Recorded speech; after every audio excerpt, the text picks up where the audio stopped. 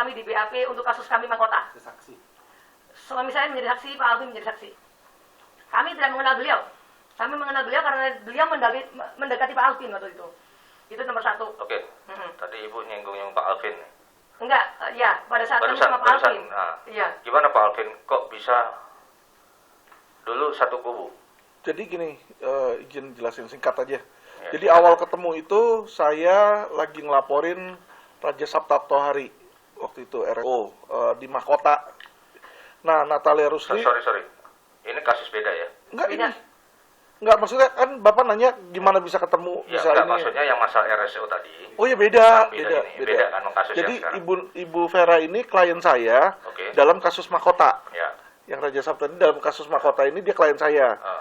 Nah, saya lagi ngelaporin si Raja Sabta itu di SPKT, Bang, izin. Di SPKT Polda Metro. Ngelaporin maksudnya pasal apa yang diterapkan? Laporin investasi bodong pasal 46, pasal 372, 378 TPPU. Terhadap RSO. Terhadap RSO. Nah, beliau lagi ngelaporin waktu itu Henry Surya. Henry Surya itu siapa? Oh, yang itu. Yang punya Indosurya. Dia lagi ngelaporin nih, ketemu. Nah, terus dia lagi nenteng-nenteng Pak Rayong tuh yang tadi yang di luar, yang tua itu, dia tenteng-nenteng.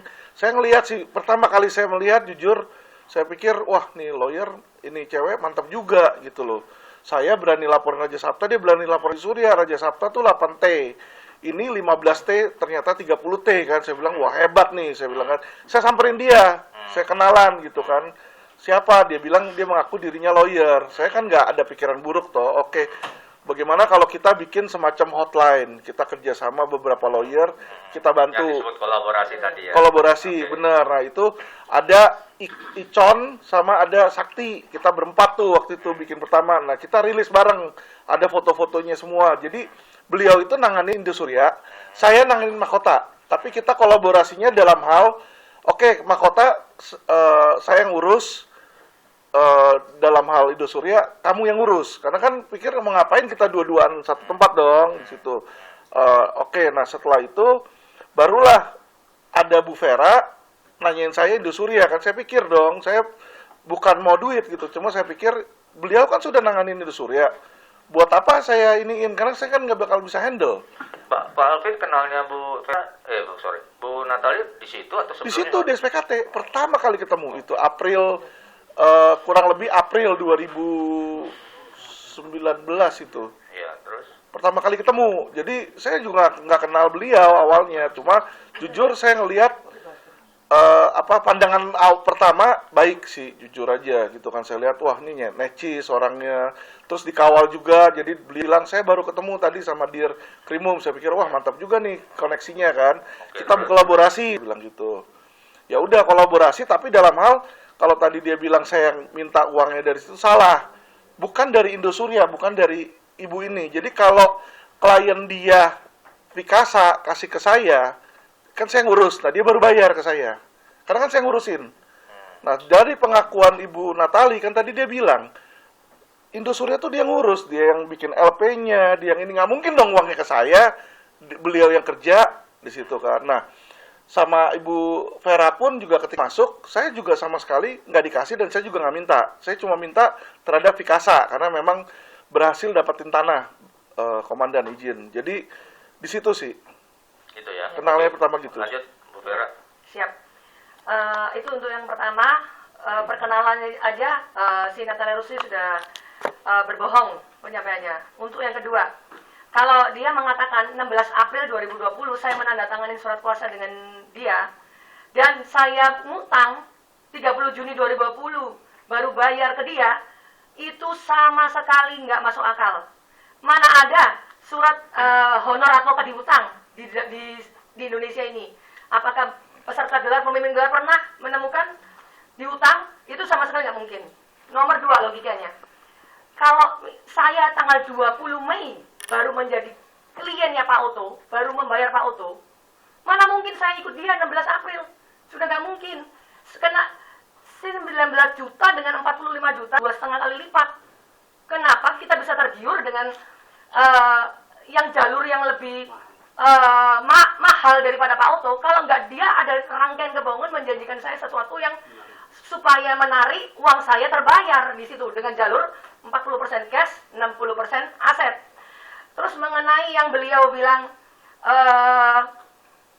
tidak, saya yang menyerahkan bukti-bukti saya ke kantor JG, itu semua palsu. Saya bisa buktikan dia berbohong.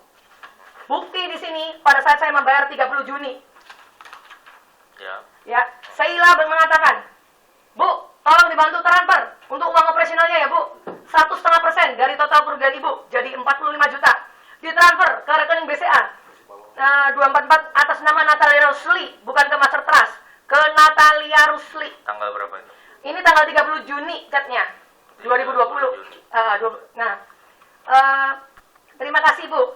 Nah, terus saya bilang, kok saya kan ada protes ya, mohon izin. Kenapa kok bayar dulu? Kok bayar? Kan harusnya kan ini kan jalur JG. Katanya seminggu 2 minggu dibayar. Kenapa harus bayar lagi? Saya sukses aja, saya bilang gitu. Karena kan saya udah ikut auto untuk Indosuria kan, urusan Indosuria kan.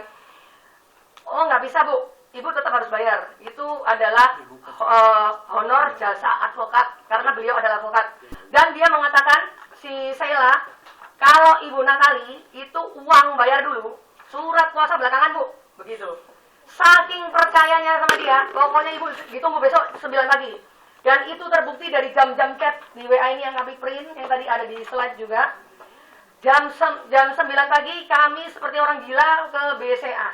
Dan kami itu terlambat karena dia bilang jam 10 dia harus ke kantor JG. Jadi sebelum jam 10, saya transfernya jam 9 lebih, tanggal 30 Juni. Bu Nat, saya lagi jalan ke BCA, sabar. Saya lagi OTW ke BCA, mau transfer tunai. Ini jam 8 lebih 52, tanggal 30 Juni 2020. Pembuktian kalau saya baru transfer. Begitu. Jadi artinya memang dipastikan tanggal 30 Juni. 30 Juni sesuai dengan transferan saya. Oke. Nah, terus saya bukti yang kira-kira menguatkan bahwa tanda tangan kuasa surat kuasa itu 16 Juli. April mohon izin. Bukan, menurut Ibu kan 16 Juli. Yang menguatkan itu apa? Bukti transfer. Mana ada orang utang? Bukan. Kalau transfer oke, udah saya catat itu. Udah clear kalau itu. Nah, sekarang kaitannya dengan ada miss di tanda tangan Ibu di sini surat kuasanya tanggal 16 April, betul? Iya. Di tadi yang kita lihat. Padahal kejadiannya 16 Juli. Nah, yang bisa membuktikan atau menguatkan interpretasi Ibu yang 16 Juli apa? Karena kan dia kan menyuruh saya jadi saksi untuk LP-nya dia yang Bukan, pertama di yang Polda menguatkan Metro. kalau saya itu, kalau Ibu itu tanda tangannya di tanggal 16 Juli. Itu yang menguatkan itu Ibu apa? Yang 16 Juli. Ya. Yang menurut Ibu kan tanggal 16, saya tanda tangannya 16 Juli loh gitu. Iya. Iya. Nah, itu. Buktinya apa maksudnya? Iya. Yang menguatkan apa? Ketemuan pertama kali aja. Ya pertemuan pertama kali itu saya ketemu dia tuh Ketemu tanggal bulan Mei. 15, sekitar 17 Mei 2020. Saya ditanya Pak Alvin, 4 Mei 2020 ada buktinya semua. Iya. Dan sedangkan dia kenal sama Pak Alvin. Mana mungkin saya kenal sama dia duluan. Itu Pertama kali komandan. kenal bulan Mei, komandan nggak mungkin April sudah Saya ada tanda suasana sama Pak tangan. Alvin 4 Mei 2020. Sedangkan kita kenapa? Sedangkan saya kenal dia karena saya lagi di Metro Kopitiam 17 Mei 2020 lagi di BAP. Mana mungkin saya kenal dia duluan daripada Pak Alvin. Saya kenal dia dari pas saya duduk di Metro Kopitiam karena dia menghampiri Pak Alvin. Pak Alvin sedang lagi makan bersama sama kita. Itu sudah masuk akal. Saya nggak tahu yang dia. waktu buat Gitu. laporan polisi itu atau yang menghadap ke Untuk kasus yang lain mohon izin yang, komandan. yang tadi Pak PT Alvin Mahkota. Mahkota PT tadi. Mahkota. Ya, itu kira-kira April pertengahan saya Iya, baru iya. kenal sama Natalia Rusli. Saya baru bikin laporan tuh. Yang terhadap Raja Sapta. Itu klien pertama sebelum Ibu Vera. Saya aja belum kenal Ibu Vera. Saya kenal Ibu Vera bulan Mei. Beliau baru kasih kuasa ke saya di bulan Mei. Karena ketika saya naikin berita LP1, saya laporin korban Raja Sapta pada nelfon, salah satunya Bu Vera, baru kasih kuasa bulan Mei. Jadi saya ada bukti surat kuasa dan bukti transfer dari Bu Vera ke saya, Mei. itu bulan Mei. Jadi kalau dibilang kenalnya dari saya kan, ya berarti kan bagaimana mungkin saya belum kenal sama ini tapi bisa saya mengenalin gitu loh. Dan mohon izin saya tambahkan Pak Kombes Wawan, Kalau dia mengatakan saya pernah ke tempatnya dia, ke kantornya dia 16 April 2020, itu semua bohong. Ada fotonya nggak? Saya nggak pernah menginjakan kantornya dia. Saya tahu kantornya dia pada saat WA saya diblokir. Jadi saya terpaksa tanya-tanya ke teman-teman kantornya dia di mana. Baru saya ke sana tutup. Begitu. Mana mungkin saya upload ke tempat dia gitu. Oke, makasih Bu Vera, udah saya catat.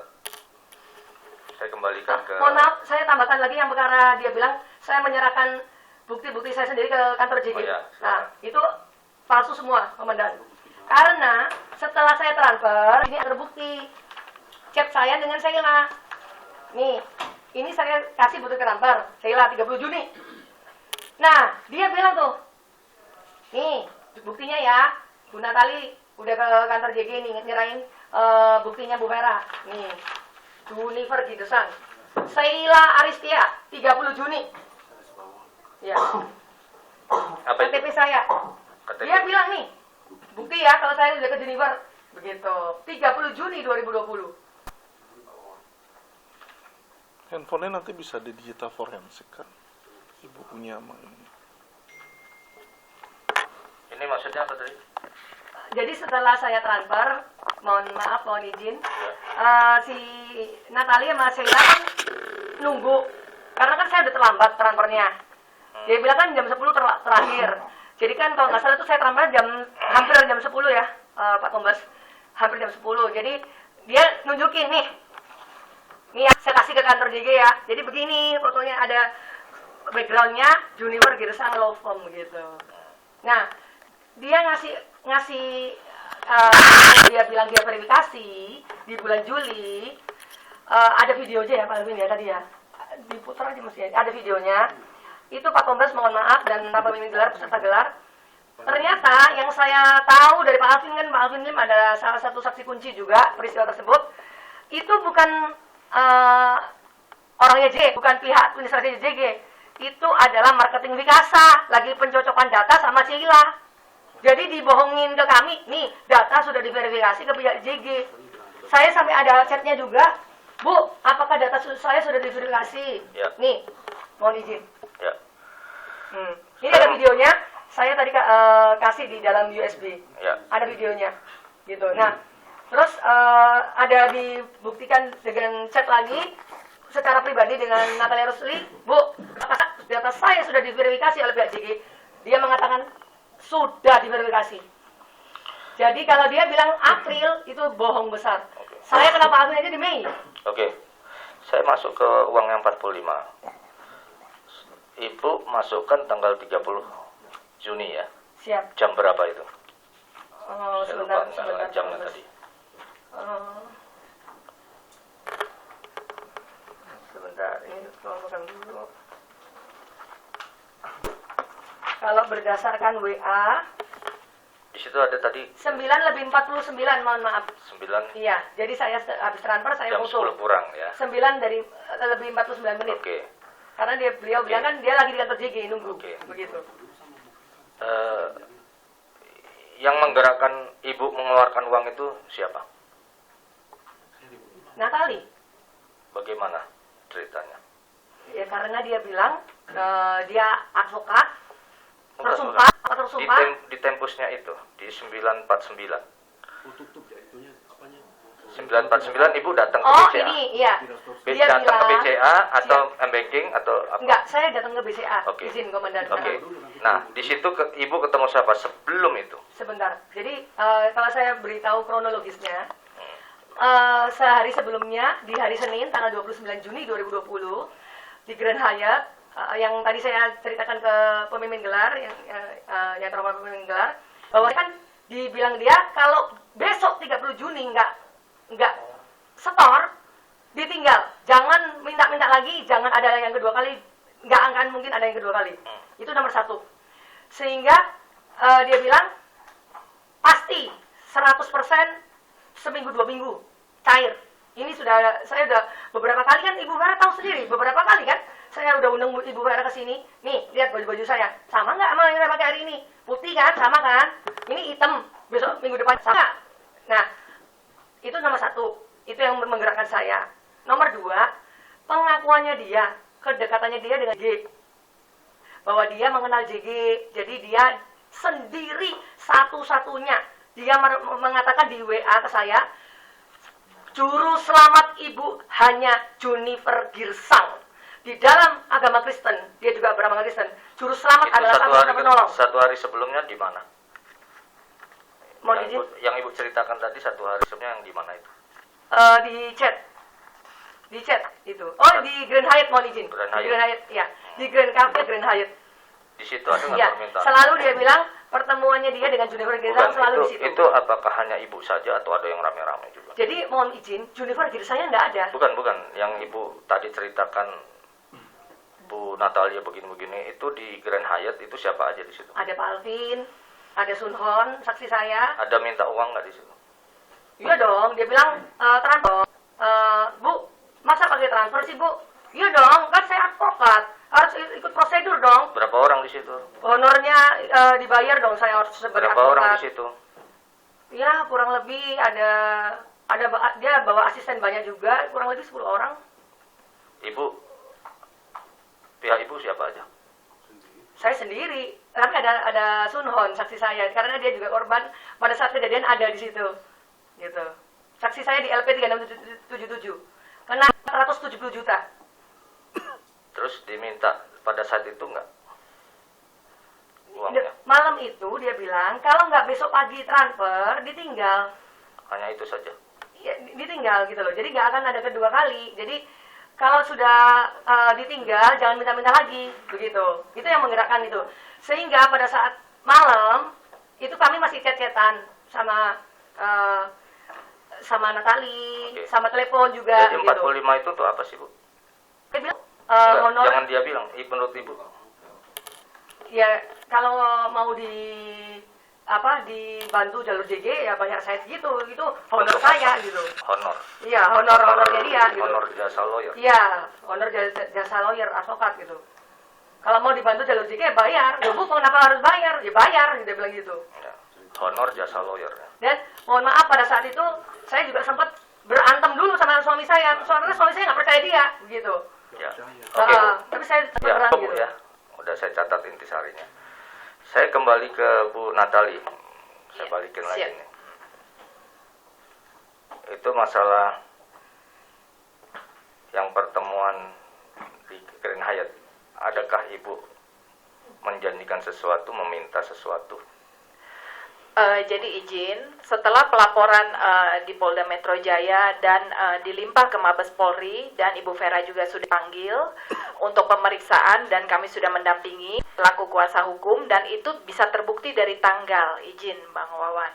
Jadi pada tanggal Ibu Vera dipanggil pada saat itu adalah bulan Juli, iya kan? Nah, bulan Juli berapa? Oke, 16 Juli, ya kan? Ibu Vera transfer 30 Juni, seperti itu, ya. Dan itu bisa dibuktikan bahwa pada saat saya... Interupsi Yang Mulia, itu pertanyaan tidak relevan dengan jawaban. Yang ditanyakan apa yang terjadi di Grand Hyatt. Kenapa jawabannya kemana-mana? Sebentar, Pak. Mohon maaf. Ya, Ya, mohon Bapak tidak punya hak untuk bicara. Ini haknya saya untuk Meluruskan, Pak. Ya. Anda nggak bisa berbicara. Kalau mau itu serahkan kepada pimpinan, mohon gitu ya. Nggak bisa langsung begitu. Tolong kita jaga sopan santun di dalam gelar perkara. Jangan tercemari. Biarkan dia berbicara. Saya juga tidak ini. Sampai tadi juga Bu Vera saya beri kesempatan tidak sesuai ini juga. Silakan aja ngomong. Kita nggak batasi. Ya. Tapi nanti kan intisarinya juga saya akan pertanyakan penegasan. Itu hak saya, Pak ya. Silakan Bu Natali. Iya, izin, Ibu Vera menyerahkan uang itu tanggal 30 Juni. Bisa dilihat tanggalnya. Surat kuasa 16 April. Pada saat surat kuasa ditandatangani, harusnya sudah ada bujuk rayu itu kalau saya ingin suruh dia nyerahkan uang ke saya. Jadi bagi saya, sekali lagi saya tekankan, keberhasilan dengan mediasi bersama Junifer Girsang atau dari pihak Indosuria itu tidak bisa digaranti 100%. Pasti 0,1%. Pasti ada bisa terjadi kegagalan, itu pun dilakukan oleh pihak kepolisian kalau mediasi atau RG seperti itu. Ya. Nah, dari tanggal bisa dilihat semuanya bahwa surat kuasa dibuat lebih dahulu, transfer uang bulan Juni ya, dan tentang Junifer Girsang itu adalah di bulan Juli kurang lebih. Nah, jadi dari itu saja sudah jelas bahwa surat kuasa dengan sadar ditandatangani dan sudah setuju bahwa ini lewat jalur pidana. Kalau di tengah-tengah ada mediasi, itu syukur alhamdulillah. Seperti itu. Ya. Baik Bu, tadi saya kembali lagi ke pertanyaan saya. Ya. Tadi di Grand Hyatt itu pertanyaan saya, apakah pada saat itu pertemuan itu Betul. Di Grand Hyatt itu biasanya mereka tuh minta update ke saya kalau habis bertemu Pak Junifer Girsang. Jadi saya dengan beda meja. Jadi misalnya contoh Pak Junifer minta di meja sana, nasabah yang memang ikut saya, yang mau memang ikut boleh duduk di meja lain seperti ya. itu. Ini yang saya maksudkan 1 hari sebelum transfer. Itu ada berapa kali. Jadi pertemuan itu dengan Pak Junifer Girsang itu ada beberapa kali. Jadi 3-4 kali.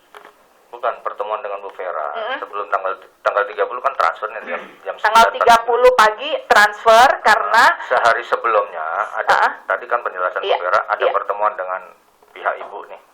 ada pertemuan dengan pihak saya, betul. Dia menanyakan bagaimana mediasi saya dengan Pak Junifer Girsang. Karena saya harus update karena sudah menerima surat kuasa dari Bu Vera, memang itu kewajiban saya. Betul. Nah, kaitannya dengan surat kuasa yang dia sangkal tadi. Iya. Dia bilang bertahan tetap di tanggal 16 Juli. Iya. Sementara Ibu menyatakan di tanggal 16 April.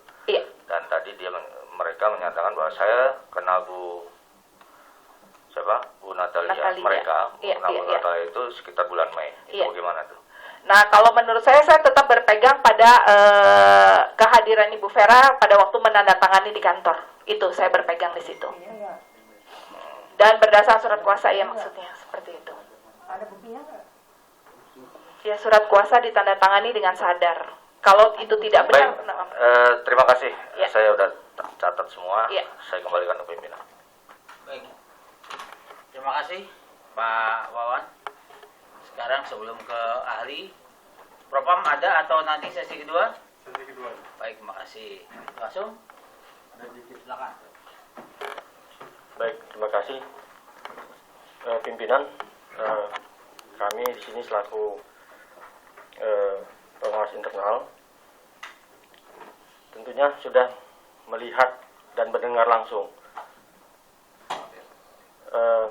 pelapor dan terlapor. Tadi sudah di dalam diskusi ataupun gelar ini tentunya ada beberapa hal yang saya catat terkait dengan pasal yang dipersangkakan. Di situ ada 372. Ada penggelapan.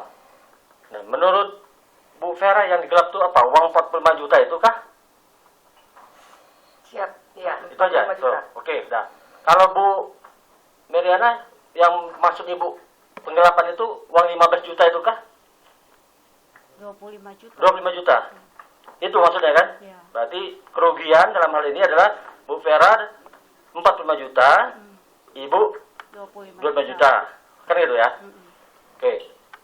Nah, sekarang saya beralih ke Bu Natali. Bu Natali tahu bahwa Ibu Siap. di laporan LP 3677 sebagai tersangka? Tahu, Pak. Tahu. Belum pernah diperiksa, benar? Saya sudah diperiksa di sidik. Enggak, pertanyaan saya, Ibu pernah Sudah, diperiksa? saksi. Tersangka, Bu? Belum. Belum. Belum. Ibu tahu sebagai tersangka sejak kapan? Tahu Sejak kapan? sejak 15 Maret 2022. 15 Maret 2022. Iya, betul. Ada surat panggilannya? Panggilan untuk BAP tersangka. Ya, maksud saya gini, Bu. Ibu kan Oh enggak, saya dikirimkan surat saja untuk penetapan tersangka. Ibu belum pernah dipanggil sebagai tersangka? Belum. Setelah itu, setelah penetapan tersangka, Maret diantar surat penetapan tersangka, tanggal 13 Maret ya. 15 Maret saya dikirim surat penetapan tersangka, 16 Maret upaya paksa juga diantarkan juga surat oleh penyidik diantarkan ke kantor saya. 15 dan 16. Surat apa? Surat panggilan sebagai tersangka. Penetapan tersangka tanggal 15 Maret ke tanggal 16 Maret. Bentar. Iya. Yang saya tanya, apakah Ibu pernah dipanggil melalui surat panggilan sebagai tersangka oleh penyidik? Belum. Belum pernah? Belum. Nah, itu aja udah. Ah. Kemudian Ibu melaporkan penyidik. Sebenarnya sebelum naik begitu saya langsung naik sidik, saya sudah langsung lapor propam tahun lalu. Apa yang Ibu laporkan? Bahwa menurut saya ada dugaan kriminalisasi di sini. Kriminalisasinya di mana? Kriminalisasi pemeriksaan saya itu tidak melalui proses lidik, tapi langsung sidik. Oke. Terima kasih Bu. Iya. Nanti kita pendalaman ke Iya. penyidik. Siap. Baik, terima kasih. Cukup. Baik. Silakan Bapak Ali. Terima kasih yang saya hormati pimpinan gelar, yang saya hormati Bapak yang mewakili Irwasum Polri, Bapak yang mewakili di Propam Polri, ya, senior-senior penyidik di Wasidik ini yang saya hormati, para kuasa hukum yang saya hormati, para pengacara, para pelapor terlapor, kita semua di sini yang berbahagia. Saya tadi mencermati betul apa yang disampaikan oleh si pelapor LP maupun si terlapor, bahkan katanya sudah tersangka tadi ya, dengan ada beberapa LP yang ada di sini. Ada doktrin dalam penyidikan, khususnya si penerima LP, nuntius es non necessario ius et inturiam retulit et ramisi non consutit. Ini dulu saya dapatin waktu saya mengambil hukum pidana di Unpad Bandung, Universitas Pajajaran. Juniper itu 1 tahun di atasku, Girsang. Adiknya Junimak Girsang, satu angkatan saya. Sekarang dia di Komisi 3 DPR RI. Dulu pengacara itu. Maka, apa artinya tadi ungkapan Latin itu? Apabila sudah membuat LP, si pelapor belum tentu benar, si terlapor belum tentu salah.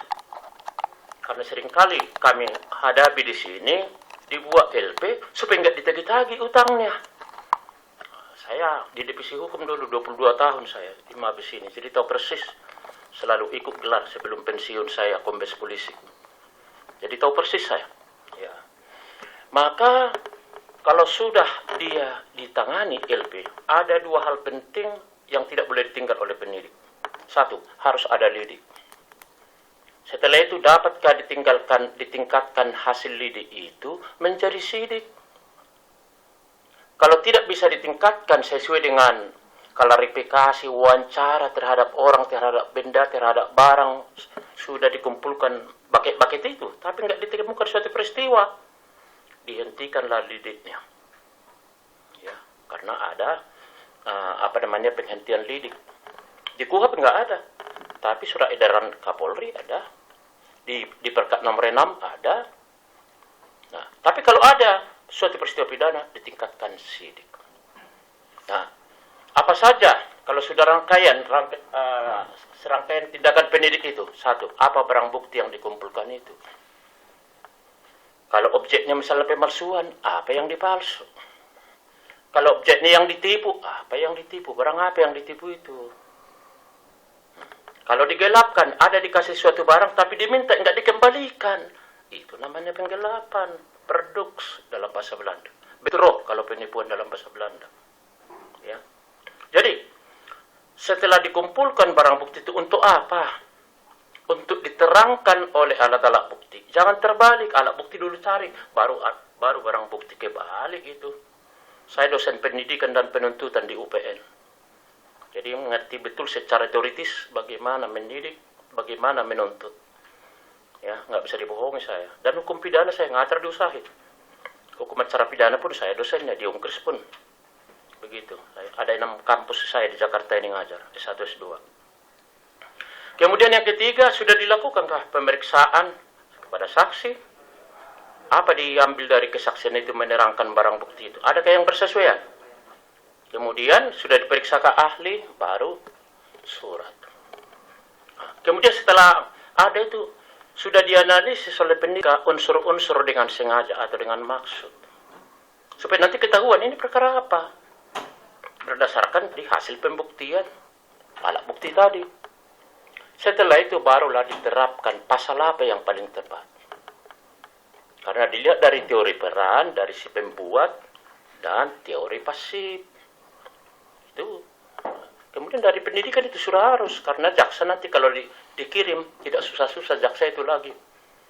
Baru yang keempat, keenam, setelah dilakukan tadi pasal apa yang diterapkan. Kalau di sini kan ada 263, 266, 378, 372. Nah, misalnya lakukan gelar perkara oleh si penyidik itu. Untuk apa? Menetapkan tersangka kalau sudah minimal 2 alat bukti. Sekarang tidak bisa lagi sembrono atau serampangan menetapkan orang tersangka. Begitu ada putusan Mahkamah Konstitusi 021, ya garis miring PUU 12 Romawi, garis miring 2014, ya yang sudah diputus tanggal 28 April 2015, menetapkan tersangka minimal 2 alat bukti sebagaimana dimaksud pasal 184. Jadi 100 pun diperiksa saksi tidak bersesuaian 0. 2 aja saksi diperiksa tapi bersesuaian locus delicti, tempus delicti, dugaan tindak pidana. 1 nilai alat bukti. Itu disebut saksi kualitas. Kalau 1000 tapi nggak bersesuaian ya saksi kuantitas namanya. Tidak berguna. Jadi, itu tadi. Kalau tidak bisa ditetapkan tersangka, ya betul-betul lu maksimalkan pendidikannya. Kalau tidak bisa, ya bisa dihentikan, tidak cukup bukti. Nah, yang keempat, yang berikutnya, kalau seandainya bisa menetapkan tersangka, masih ada urutan ke-8. Apakah dalam proses sidik itu ada alasan pemaaf atau alasan pembenar? Kalau orang gila, nggak bisa, biar tersangka dia. Karena itu pasal 44 mengatakan, ya nggak bisa itu gugur hukumnya menuntut. Ya. Kemudian pasal 48, pasal 49, keadaan terpaksa nutuir eksis, nggak bisa dipidana, sekalipun tersangka. Pasal 50, menjalankan undang-undang, nggak bisa dipidana. Kalau memang dia sepanjang etiket baik. Berbicara etiket baik secara teoritis ada 4. Yang paling bagus itu etiket baik. Yang tidak bagus mulailah etiket tidak baik. Itu domain perdata, gugat-menggugat perdata. Karena hewan prestasi. Yang ketiga, etiket buruk. Itu pidana. Ini nanti season kedua saya mau lihat pendidik itu. Ada nggak etiket buruk? Baru yang keempat, etiket paling buruk. Menipu di mana-mana, korban di mana-mana. Jadi itu yang mau kita lihat kalau sudah sidik. Supaya nanti dikirim berkas ke jaksa tidak mental. Gitu. Sekali sidik yakin dia, kirim ke jaksa, langsung bawa ke pengadilan. Nah, itu pendidikan yang bagus. Tapi kalau nggak bisa seperti itu, jangan dipaksa. Nah, teori hukum acara pidana mengatakan lebih bagus melepaskan 1000 penjahat daripada memaksa 1 orang yang tidak penjahat. Begitu. Ya. Jadi, itu tadi urut-urutannya. Nanti setelah sesi itu, apakah itu sudah dilakukan oleh penyidik ini? Kalau sudah menetapkan tersangka, kalau lidik, apa saja yang belum? Nah, saya melihat tadi, apakah 263, 266 KUHP pemalsuan, atau memberikan keterangan palsu pada akta, khususnya malah masalah sertifikat ijazah, ya. Saya tertarik masalah ijazah. Kebetulan saya udah 19 tahun jadi dosen. Dulu waktu masih polisi, sore malam saya di kampus mengajar. Jadi tahu persis bagaimana yang disebut dengan pemberian gelar. Permendikbudristek nomor 59 tahun 2018 tentang ijazah, koma-koma itu ya, sertifikat kompetensi, sertifikat gelar, dan tata cara penulisan gelar di perguruan tinggi. Kalau menerbitkan ijazah, itu kewenangan absolut dari perguruan tinggi yang bersangkutan. Jadi pertanyaannya, sahkah ijazah dikeluarkan oleh perguruan tinggi? Yes. Karena apa? Dia diberikan oleh akta pendirian perguruan tinggi oleh Kementerian Pendidikan. Nah, jadi artinya kalau sudah dikeluarkan mereka ijazah, kemudian mengikuti perkuliahan, ada NIM, nomor register mahasiswa, nomor induk mahasiswa, itu sudah sah. Masalah nilai, kewenangan absolut dosen. Ya. Kemudian setelah selesai semua itu, barulah dia membuat skripsi. Membuat skripsi pun enggak salah-salah. Ada 2 pembimbing. Satu pembimbing materi, satu pembimbing teknis. Kalau saya selalu pembimbing materi. Bukan masalah penulisan, karena itu spesialisasi itu. Membimbing tesis pun saya begitu, kalau S2. Saya selalu pembimbing materi, bukan masalah penulisan. Jadi kalau sudah itu diokekan oleh pembimbing, maju ujian skripsi. Nah, diuji benar. Ya, kalau sudah selesai, sesuai dengan perkuliahan semua sudah dilalui dengan baik, baru dibuatlah berapa IPK-nya. Ya, kalau setelah itu ditandatangani dekan lah sesuai jurusannya, ditandatangani rektor. Sudah selesai. Pertanyaannya tadi, kok ada berganti-ganti ijazah? Yang berwenang memperbaiki ijazah yang salah tulis, salah apapun apa itu istilahnya, kewenangan perguruan tinggi yang memberikan ijazah itu. Nah, ini kok nggak dikirim kok tidak ada namanya di pangkalan data di LLDikti. Itu yang di dekat PGC Cililitan itu kantornya. Layanan Lembaga Pendidikan Tinggi. Ya karena itu salahnya si pendidikan tinggi. Kenapa enggak mereka kirimkan ke sana? Jadi jangan mahasiswa dikorbankan. Karena mahasiswa itu bukan dia yang ngantar itu ke LLDikti. Kampus yang mengantarkan. Supaya apa? Nanti kalau dapat mereka Badan Akreditasi Nasional, setiap mereka kirimkan ke LLDikti, itu penilaian peningkatan status dari perguruan tinggi. Jadi kalau tidak terdaftar di Dikti, tidak bisa langsung di justice, oh ini pemalsuan. Tidak. Yang penting, rektor mengatakan ini mahasiswa kami. Dekan mengatakan ini mahasiswa kami. Dan sekarang kalau ijazah palsu, ingat ya 263 membuat surat palsu. Artinya sama sekali belum ada, lalu ditulislah surat seolah-olah itu benar. Yang kedua, memalsukan surat. Sudah ada surat tapi dibeda-beda, dibuat berbeda-beda. Itulah 263 itu KUHP. Nah, ijazah itu yang buat siapa sih? Mahasiswa apa bukan? Kan rektorat. Staf Fakultas Hukum yang membuat itu. Yang nandatangani rektor, yang sama dekan. Jadi bukan mahasiswa yang membuat surat palsu kalau ijazah. Ada beberapa kasus sudah itu selalu yang membuat itu. Kalau itu misalnya diduga palsu, bukan yang mahasiswanya. Tapi kalau mahasiswa dia nggak pernah kuliah lalu minta tolong ke kampus, baru dia kena 55 KUHP. Tapi kalau murni kuliah di situ, lalu ujian pun selesai semua, skripsi, ijazah dikeluarkan oleh perguruan tinggi, nah itu adalah benar. Itu pendapat saya sebagai ahli, khususnya karena termasuk juga salah satu profesi saya sebagai dosen. Jadi tahu persis saya bagaimana mahasiswa itu. Ya. Lalu ada tadi dari sebelah sini, ini kan gelar perkara unwijing namanya. Artinya marilah kita dengar pihak pelapor terlapor sehingga nanti bisa membuat fakta. Untuk kami nanti season kedua setelah saudara-saudara ini pulang, tinggal kami nanti dengan pendidik. Ini tadi saya dapat ini dari pelapor. Banyak dikasih ini berkas ini. Natalia Rusli SH MH dalam kurung C, CLA. Kalau MH itu pakai C, belum dia lulus. C itu artinya kandidat. Begitu dia lulus dia proposal tesis, memang sudah diperbolehkan memakai MH dalam kurung C. Sama dengan doktor, udah selesai dia proposal tesis, masih proposal ini, belum materinya diuji, masih judul. Doktor dalam kurung C, itu artinya kandidat. Masih kandidat. Nah, kalau nggak lulus dia nggak bisa pakai. Tapi kalau ditulis dalam kurung C, bisa. Orang bisa aja dapat profesor, dapat doktor penghargaan dalam kurung HC, honoris causa. Nggak pernah kuliah. Kok tiba-tiba ini profesor? Mana lu? Ngajar aja nggak pernah. Enak aja lu pakai gelar yang hebat-hebat. Jadi ini ada dalam kurung HC, kandidat. Berarti ini masih proses kuliah. Artinya belum dia mendapatkan master hukum. Pertanyaannya, boleh nggak memakai? Boleh. Tapi yang tidak boleh kalau tidak ditulis dalam kurung C. Itu tidak boleh.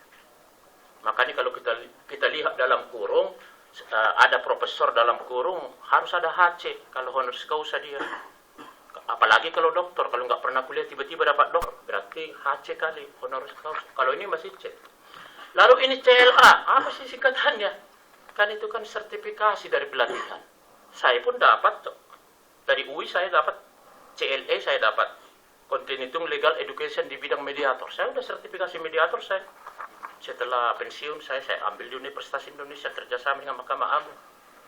Jadi kalau dia pakai SLA, Certificate Legal Auditor, singkatannya itu, sertifikasi auditor hukum. Pak Alvin saya lihat di gelarnya ada CFP, apa itu? Ya, Certificate Financial Planner. Artinya sertifikasi perencana keuangan. Pak Alvin ini hebat ini. Udah dapat dia sertifikat perencana keuangan. Jadi masih ada tambahan dari hasil sertifikasi. Kalau saya setelah doktor SHMH, dapat lagi saya CLE di bidang mediator. Karena itu semua berdasarkan yang sah. Dan kita betul-betul sertifikat. Nah, jadi kalau ini sih, artinya, kalau saya lihat ini sepintas, tidak masalah. Karena masih pakai C. Nah, sekarang fakta hukum. Ini ada perkara ini karena ada surat kuasa. Ya. Surat kuasa ini ada pemberi, ada penerima. Pertanyaannya sekarang, di sini dia, si Natalia, ada bertiga. Satu si Brian, satu si Dimas. Ini penerima kuasa. Kalau ditanya kantor Master Trust Law Firm, benarkah saat itu orang tiga itu masuk ke situ? Itu menjadi pertanyaan. Saya nggak tahu pendidik udah sampai ke situ. Kalau benar mereka di kantor ini, berarti benar ini surat kuasa. Kan begitu. Yang tidak benar apabila misalnya tidak gabung di apa itu? Di kantor kuasa hukum itu atau pengacara itu. Lalu di sini benar-benar para advokat dan konsultan hukum. Yang mana ini advokat, yang mana konsultan hukum. Saya sering berdiskusi dengan para pengacara yang kelas berat. Apa bedanya ya advokat dengan konsultan hukum? Ya, bedanya adalah kalau sudah dia advokat, sudah ada kartu advokat yang dikeluarkan oleh organisasinya setelah disumpah oleh Ketua Pengadilan Tinggi. Dan lulus dia ujian pendidikan profesi advokat. Karena itu nggak gampang itu. Saya baru lulus, saya dulu angkatan pertama saya di Mabes Polri kerjasama dengan Peradi. Waktu dibentuk Dewan Peradi, yaitu Pak Otto Hasibuan. Saya angkatan pertama dari divisi hukum. Saya ada sertifikat tuh. Sertifikat pengacara, cuma saya ujiannya belum pernah saya ikut. Oh, saya pikir mending saya ahli daripada penasihat hukum lah setelah pensiun ini. Nah, kalau menurut saya, tapi menurut orang lain mungkin pengacara lebih enak, ya. Lalu itu ya, kemudian baik secara bersama-sama maupun sendiri-sendiri. Selalu itu memang bahasa advokat, karena itu sudah baku.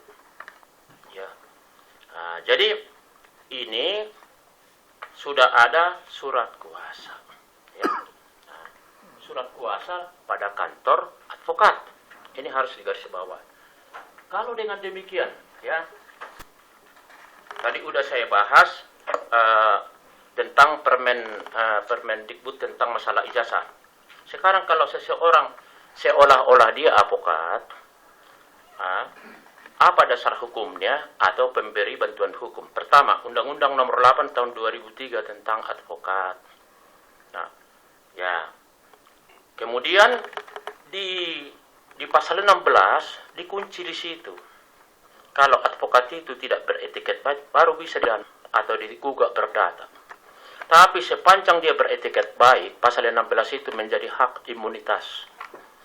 Artinya tidak bisa dituntut baik secara perdata maupun secara pidana dalam pemberian bantuan hukum. Ada tegas-tegas itu di pasal 16 Undang-Undang Nomor 18 2003 tentang advokat. Ya. Kemudian ada lagi Undang-Undang Nomor 16 Tahun 2011 tentang bantuan hukum. Ya, karena pasal 11 sama, pemberi bantuan hukum tidak dapat dituntut secara perdata maupun pidana. Jadi walaupun sudah ditetapkan tersangka, itu tadi masih ada urutan berikutnya. Adakah alasan pengguguran penuntutan? Ya.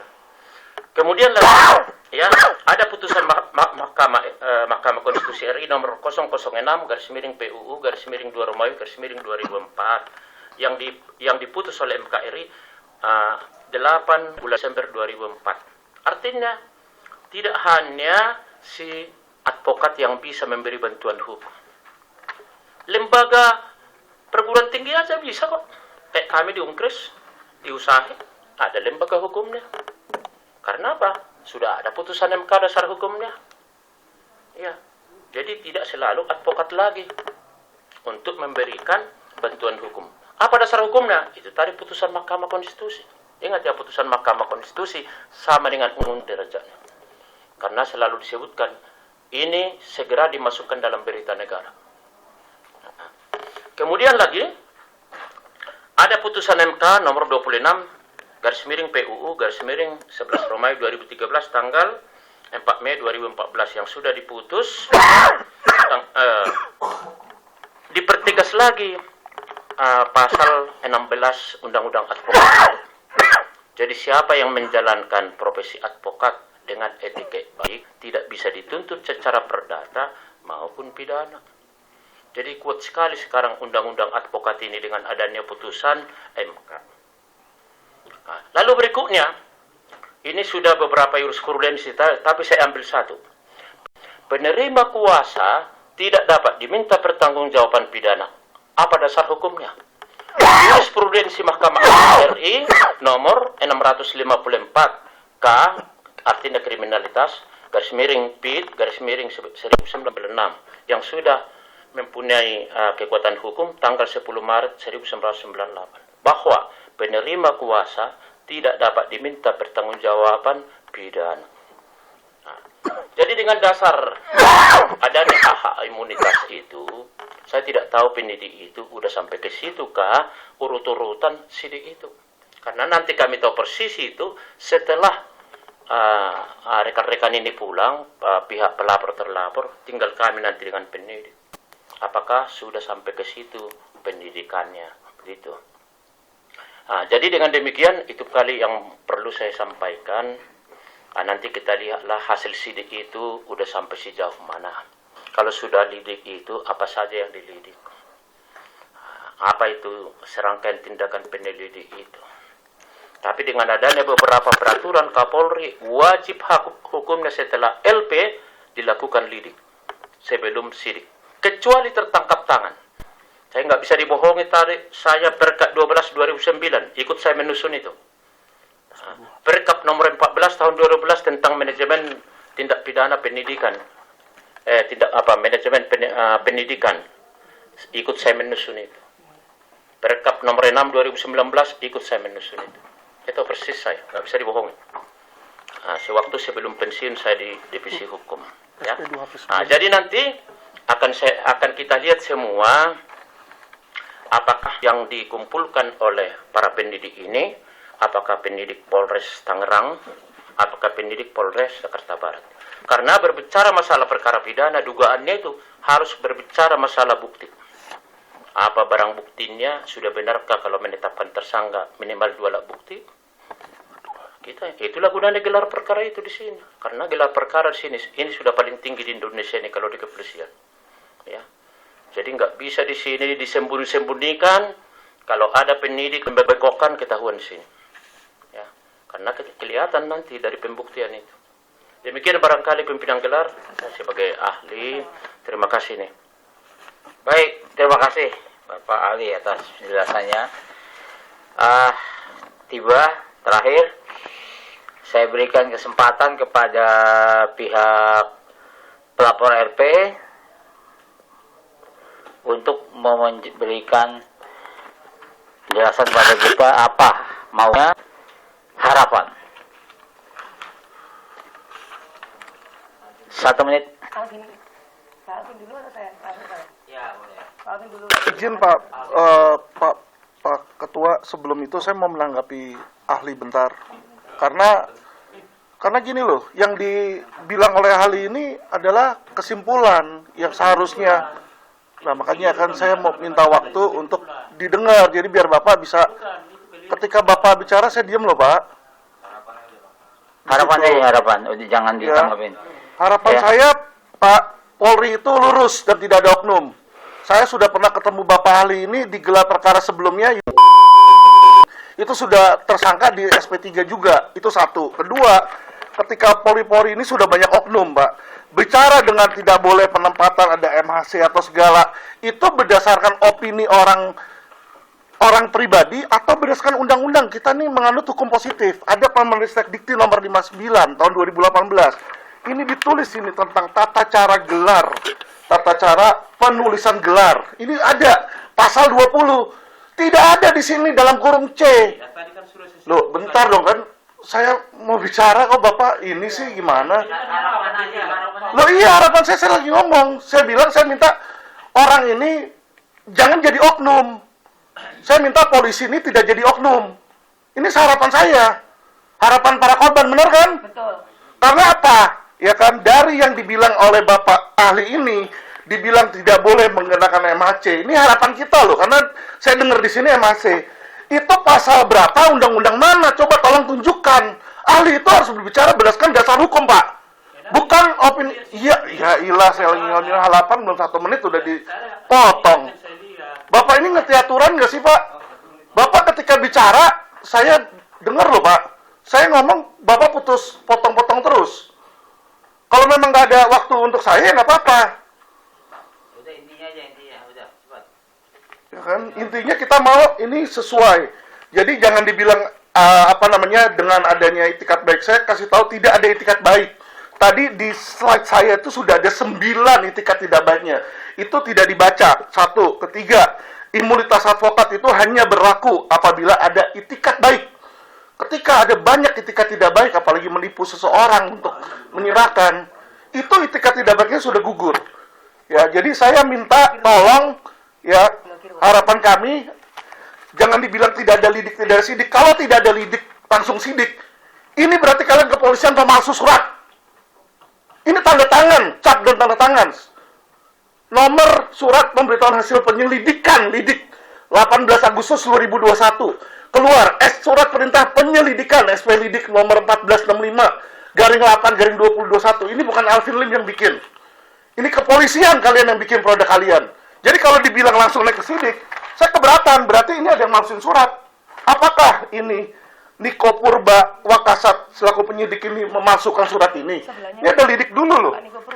Ya kan, baru di sini sidik nih, SP2 HP kedua. Izin, saya cuma minta untuk lurus. Ya, saya sangat vokal. Karena apa? Apa yang saya cuma pengen sesuai tugas saya membela para korban. Ya, jadi keinginan kami tolong agar ini dilakukan dengan baik, tidak berdasarkan opini seseorang yang opini doang tanpa dasar hukum. Dibilang sah. Pasal 5 udah jelas kok. Ijazah itu hanya terdaftar. 1 menit. Oke. Cukup ya. Ayo, Bu, silakan. Ya, terima kasih atas waktunya. Saya ingin menambahkan bahwa yang dibahas oleh Bapak Pidana tadi adalah MHC, sedangkan yang kami miliki adalah SHMH. Tidak ada C-nya, kartu nama yang dia kasih ke kami. Itu nomor 1. Jadi membuktikan bahwa memang dia mengaku advokat. Nomor 2, LP saya sudah menjadi tersangka. Dan korban itu bukan saya, hanya 45 juta. Para pemimpin gelar dan para peserta gelar. Natalia Rusli telah menipu ratusan korban yang tidak berani bersuara. Karena dia selalu berkorban, dia kebal hukum. Jadi jangan hanya 45 juta yang dibahas dalam hal ini. Di depan teman-teman saya 470 juta dan 375 juta. Di situ poin-poinnya. Korban ini banyak, bukan hanya saya 40 juta, bukan hanya Ibu Mariana, begitu. Dan saya harapkan Polri itu benar-benar memberikan keadilan buat kami, para korban. Kami benar-benar tertipu sama dia. Bukan kami mencari-cari kesalahan dia. Begitu. Dan kami harapkan untuk pengakuan JG Pak Jufri Kirsang di BAP saya itu sudah membuktikan bahwa beliau tidak pernah menjanjikan apapun terhadap Natal Rusuli untuk membayar Ibu Surya. Dan beliau mengatakan foto-foto tersebut adalah sebagai ketua prodi saja bila ada rekan junior yang ingin berfoto pada saya. Itu yang beliau katakan dalam BAP. Sehingga dalam hal ini Natal Rusuli telah terbukti menipu kami untuk jalur DG. Dan untuk itikat baik, sama sekali tidak ada itikat baik dari Natal Rusuli. Karena setelah 1 bulan menjadi korban dari Natal Rusuli, baru hari ini saya bertemu dengan beliau. Bagaimana saya bisa berkomunikasi? Seluruh akses komunikasi dia tutup, bahkan asisten pribadinya, bahkan Brian, bahkan Dimas, semua dia tutup. Tidak bisa lagi kami berkomunikasi. Dari mana itikat baiknya? Cukup harapannya udah ya. Harapannya Natal Rusuli segera diperiksa, ditahan, dan pelimpahan berkas kekejaksaan. Terima kasih. Cukup. Silakan, Bu Natali. Yang terhormat rekan-rekan semuanya, Bapak Ahli, pemimpin gelar dan Instansi Polri, saya berbicara di sini berdasarkan fakta yang ada. Jadi saya tidak berusaha untuk menggiring ini.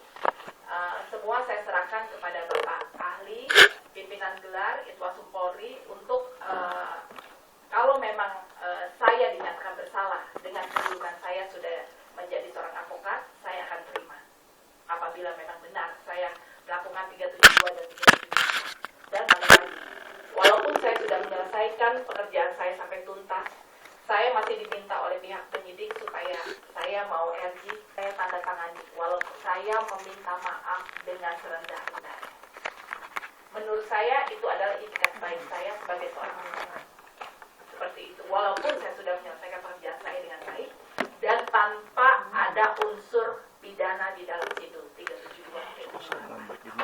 Terima kasih. Oke, terima kasih. Baik, yang saya hormati dan saya banggakan para peserta gelar sekalian, saya ucapkan terima kasih dan penghargaannya setinggi-tingginya kepada peserta gelar yang sangat menghargai forum ini ya. Tolong kita saling menghargai. Bapak menghargai, saya sangat menghargai. Bapak tidak menghargai, saya lebih.